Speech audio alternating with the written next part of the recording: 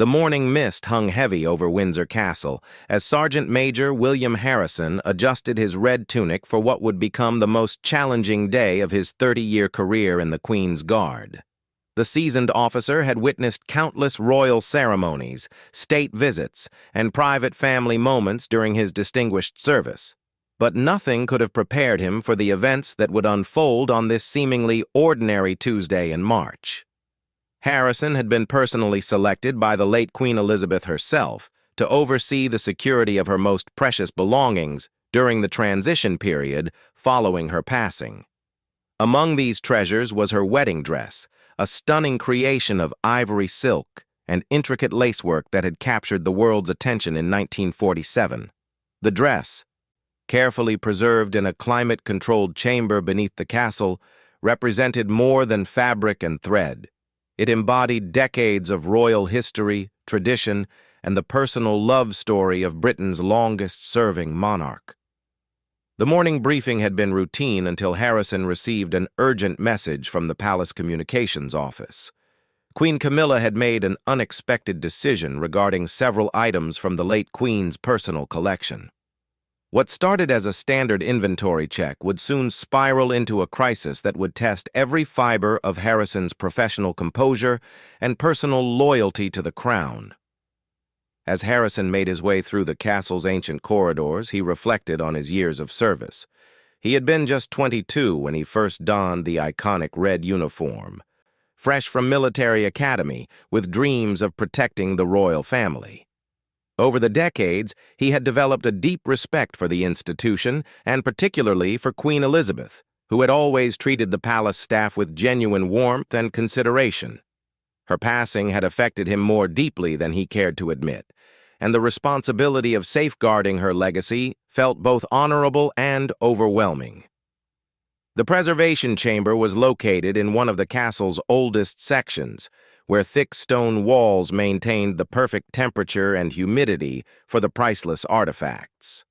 Harrison had visited this room countless times, but today felt different.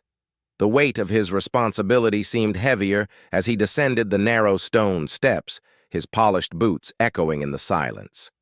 Inside the chamber, the late Queen's wedding dress hung in its protective case like a ghostly reminder of happier times. The intricate pearl beading still caught the artificial light, creating tiny sparkles across the ivory fabric. Harrison remembered the stories the Queen herself had shared about her wedding day. How nervous she had been, how the dress had been designed to lift the nation's spirits during the austere post-war years, and how she had treasured it as a symbol of her commitment not just to Prince Philip, but to her future role as sovereign. The peace of the morning was shattered when Harrison's radio crackled to life. Palace protocol demanded that all communications regarding sensitive royal matters be handled through encrypted channels, but the urgency in his colleague's voice was unmistakable. Queen Camilla had arrived unexpectedly at the preservation facility with what appeared to be a moving crew, claiming authorization to remove several items for redistribution to family members. Harrison's blood ran cold. The late Queen had been extremely specific in her final instructions regarding her personal belongings. Every item had been carefully catalogued, with detailed instructions about their future care and display. The wedding dress, in particular, was destined for a special exhibition at the Victoria and Albert Museum, where it would be preserved for future generations to admire and study. As Harrison hurried back through the castle corridors, his mind raced with possibilities. Perhaps there had been a miscommunication. Maybe Queen Camilla had authorization he wasn't aware of. The royal household was still adjusting to new procedures following the transition, and paperwork sometimes moved slowly through the various departments. But deep in his gut, Harrison sensed something was terribly wrong. The scene that greeted him outside the preservation chamber confirmed his worst fears. Queen Camilla stood imperiously beside three men in casual clothing who were clearly not palace staff. Their lack of proper identification badges and casual handling of the priceless artifacts immediately raised red flags for the experienced security officer. One of them was actually holding the case containing the wedding dress, apparently preparing to load it onto a waiting vehicle. Harrison's training kicked in immediately. Despite the shock of seeing Queen Camilla involved in what appeared to be an unauthorized removal of royal treasures, he maintained his professional demeanor and approached the group with measured steps. His years of experience had taught him that royal protocol demanded respect for hierarchy, even in unusual circumstances, but his primary duty was always to protect the crown's assets. The conversation that followed would haunt Harrison for months to come. When he politely inquired about the authorization for removing the items, Queen Camilla's response was both shocking and dismissive. She claimed that as the current queen consort, she had every right to redistribute the late queen's belongings as she saw fit. Her tone suggested that Harrison's questioning was not only inappropriate, but impertinent. What made the situation even more disturbing was Queen Camilla's explanation for the wedding dress removal. She casually mentioned that the dress would make a charming gift for her granddaughter's upcoming costume party, as if one of the most historically significant garments in British royal history was nothing more than an elaborate party favor. The callousness of the statement struck Harrison like a physical blow. For 3 decades, Harrison had prided himself on his unflappable professionalism. He had maintained his composure during terrorist threats, diplomatic crises, and even personal tragedies within the royal family. But hearing Queen Camilla speak so casually about desecrating the late queen's wedding dress pushed him beyond his limits. The very suggestion that this priceless piece of history could be treated as a costume was an insult to everything the late queen had represented. The moment of Harrison's breaking point arrived when Queen Camilla grew impatient with his continued questioning and ordered him to stop interfering with royal business. The dismissive tone, combined with the sight of untrained hands holding the precious wedding dress, finally shattered his professional restraint. In a voice that carried 30 years of suppressed emotion and unwavering loyalty to the late queen, Harrison declared that no unauthorized person would remove so much as a thread from that chamber while he drew breath. The confrontation escalated quickly as Queen Camilla's surprise at being challenged gave way to indignation. She reminded Harrison of her position and threatened consequences for his insubordination, but the veteran guard stood firm. His duty, as he understood it, was not to any individual royal, but to the institution itself, and to the specific wishes of the late queen regarding her personal belongings. What followed was a tense standoff that would soon involve multiple levels of palace administration, legal advisors, and eventually media attention that neither side had anticipated.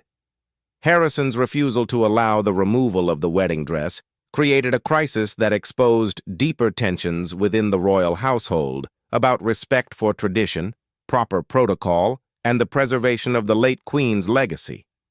As word of the confrontation spread through the palace staff, Harrison found himself at the center of a brewing controversy that would test not only his career, but his fundamental beliefs about duty, loyalty, and the true meaning of service to the crown. The quiet morning that had started with routine security checks had exploded into a full-scale crisis that would have far-reaching implications for everyone involved. The initial shockwaves from Harrison's unprecedented challenge to Queen Camilla's authority rippled through Windsor Castle like an earthquake. Senior staff members who had served the royal family for decades found themselves grappling with a situation unlike anything in their collective experience. The very foundation of royal protocol seemed to be crumbling as news of the confrontation spread through hushed conversations in corridors that had witnessed centuries of royal drama. Within hours of the incident, Harrison found himself summoned to meet with Sir Edward Fitzwilliam, the Lord Chamberlain's deputy, whose responsibility included managing sensitive situations that could potentially embarrass the royal family. Fitzwilliam, a diplomatic veteran with silver hair and penetrating blue eyes, had navigated countless royal crises during his 20-year tenure, But even he seemed shaken by the unprecedented nature of this particular conflict. The meeting took place in a wood-paneled office overlooking the castle's ancient courtyard, where Harrison stood at attention while Fitzwilliam reviewed the initial reports. The silence stretched uncomfortably as the Deputy Lord Chamberlain absorbed the gravity of the situation. Finally, he looked up from his papers with an expression that mixed concern with grudging respect for Harrison's position. What emerged from their conversation was a complex web of competing authorities and unclear protocols that had created the perfect storm for this confrontation. While Queen Camilla indeed held significant authority as the king's consort, the specific provisions regarding the late queen's personal belongings had created a legal and administrative gray area that no one had anticipated would become problematic so quickly. The investigation that followed Harrison's confrontation with Queen Camilla revealed layers of complexity that shocked even the most seasoned palace administrators. As Sir Edward Fitzwilliam delved deeper into the authorization claims, disturbing inconsistencies began to emerge. The paperwork Queen Camilla had referenced either didn't exist or had been prepared without following proper channels, raising serious questions about who was advising her and whether protocol violations extended beyond this single incident. Meanwhile, Harrison found himself in an impossible position. Despite his years of distinguished service, he was now viewed with suspicion by some senior staff who felt he had overstepped his authority by challenging Queen Camilla so directly. Others, however, quietly expressed support for his actions, sharing their own concerns about recent changes in how the late queen's belongings were being managed. The palace staff was effectively divided into camps, creating an atmosphere of tension that made normal operations increasingly difficult. The situation became even more complicated when King Charles was briefed on the incident during his return from an official visit to Scotland. Sources close to the monarch described him as deeply troubled by the reports, not only because of the potential damage to the royal family's reputation, but also due to his own strong feelings about preserving his mother's legacy. The king had been particularly close to his mother in her final years, and had personally overseen many of the arrangements for preserving her most precious belongings. Queen Camilla's response to the growing scrutiny was to maintain that she had acted within her rights, and that Harrison's behavior represented an unacceptable breach of royal hierarchy. She submitted a formal complaint requesting his immediate dismissal, arguing that allowing such insubordination to go unpunished would undermine the authority of the entire royal family. Her supporters within the household echoed these sentiments, creating additional pressure for swift disciplinary action. However, the legal review of the situation revealed that Harrison's actions might have been not only justified, but legally required. The late Queen's will contained specific provisions about her personal belongings, including detailed instructions for the preservation and eventual public display of her wedding dress. Any attempt to remove or redistribute these items without following the prescribed procedures could potentially violate both royal protocol and legal obligations to preserve national treasures. The media attention that inevitably followed the leaked reports of the confrontation created a public relations nightmare for the palace. Initial reports focused on the dramatic nature of a royal guard challenging Queen Camilla's authority, but as more details emerged about the wedding dress and its intended fate, public opinion began to shift dramatically. The thought that such an important piece of royal history might have been given away as a costume sparked outrage among royal watchers and historians alike. Dr. Margaret Thornberry, a prominent royal historian at Cambridge University, publicly criticized the apparent lack of respect for the late Queen's wishes and called for a full investigation into the handling of royal artifacts. Her comments were echoed by several other academics and museum directors, who expressed concern about the precedent that might be set if such important historical items could be redistributed without proper oversight. The controversy deepened when additional incidents came to light involving other items from the late Queen's collection. palace staff, emboldened by the attention surrounding Harrison's stand, began reporting other instances where valuable artifacts had been removed from secure storage without proper documentation. A particularly troubling case involved several pieces of the late Queen's jewelry that had allegedly been given to family members without following the established procedures for tracking royal heirlooms. Harrison himself became an unexpected symbol of resistance to what many saw as cavalier treatment of royal history. Letters of support poured in from veterans organizations, historical societies, and ordinary citizens who admired his willingness to risk his career to protect the late Queen's legacy. A petition calling for his reinstatement and recognition gathered over 50,000 signatures within a week, creating additional pressure on the palace to handle the situation carefully.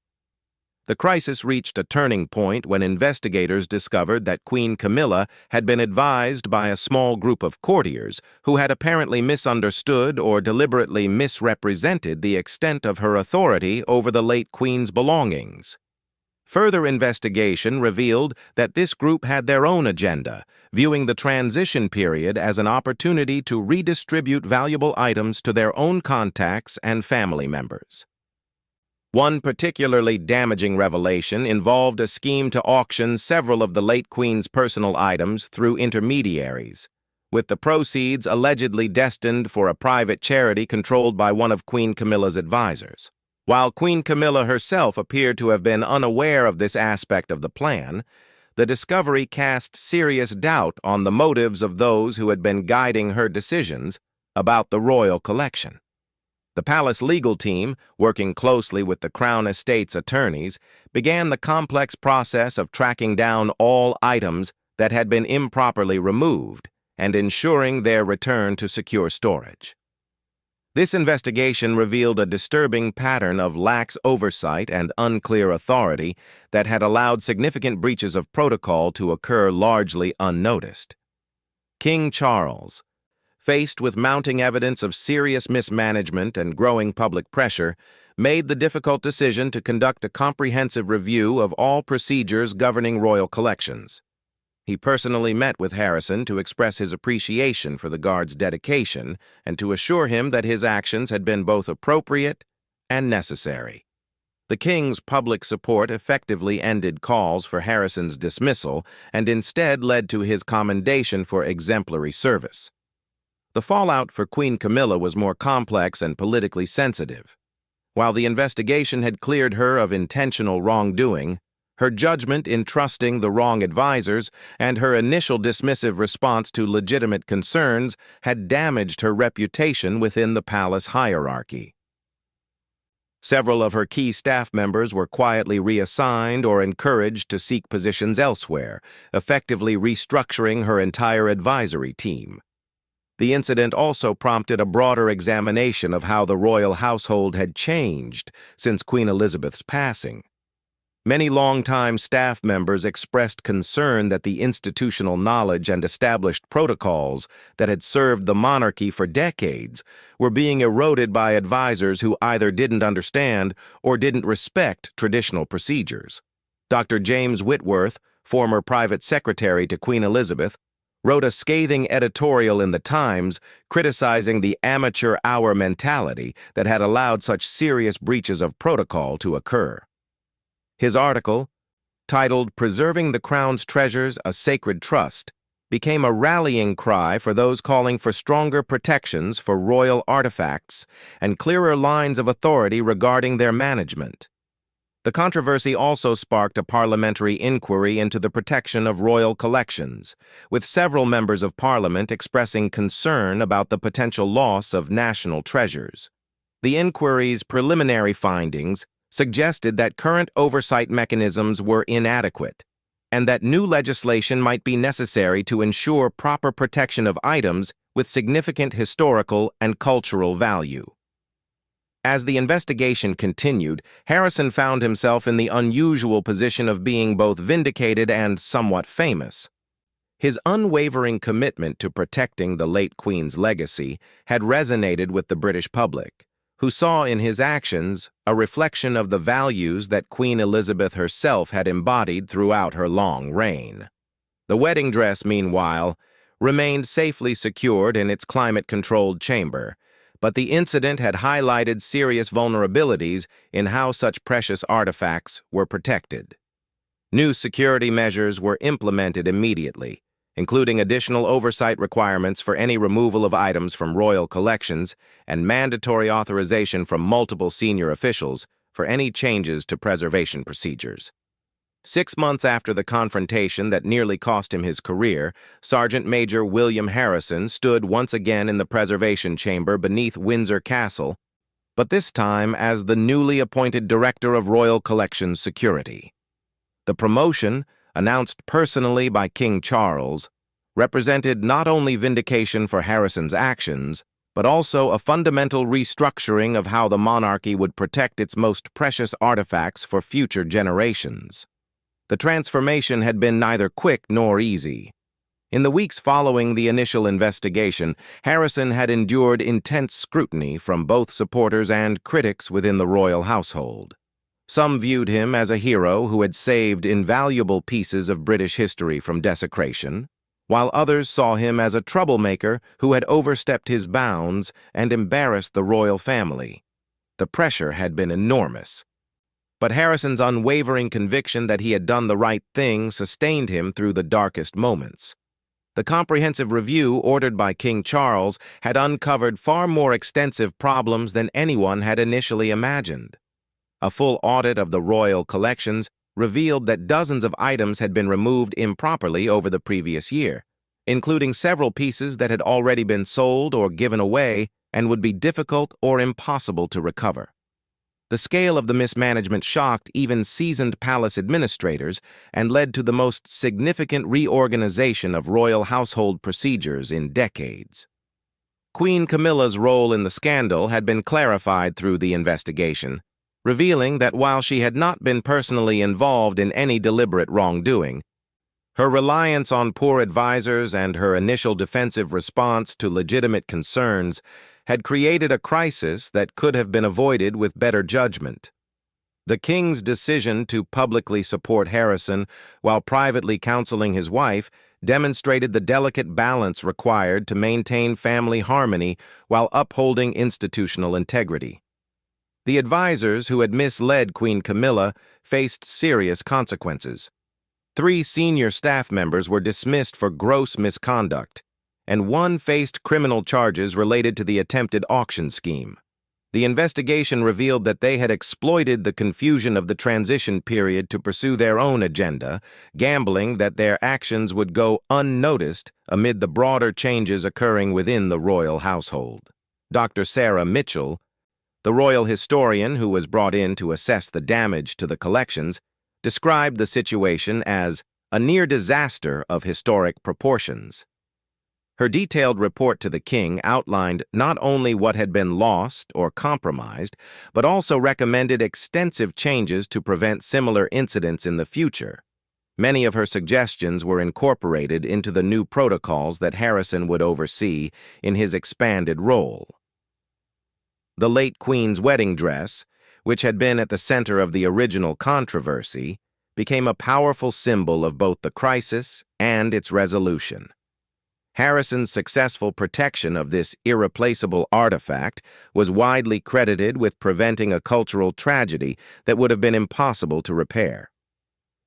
The dress was eventually transferred to the Victoria and Albert Museum for the special exhibition originally planned by Queen Elizabeth, where it became the centerpiece of a display celebrating her life and reign. Public reaction to the scandal's resolution was overwhelmingly positive, with many viewing it as proof that the monarchy could still police itself and maintain the high standards expected of a modern constitutional institution. Harrison's elevation from guard to director was seen as a triumph of principle over politics, demonstrating that doing the right thing could still be rewarded even when it challenged powerful individuals. The media coverage of Harrison's story evolved from initial reports of royal drama to a deeper examination of the challenges facing traditional institutions in changing times.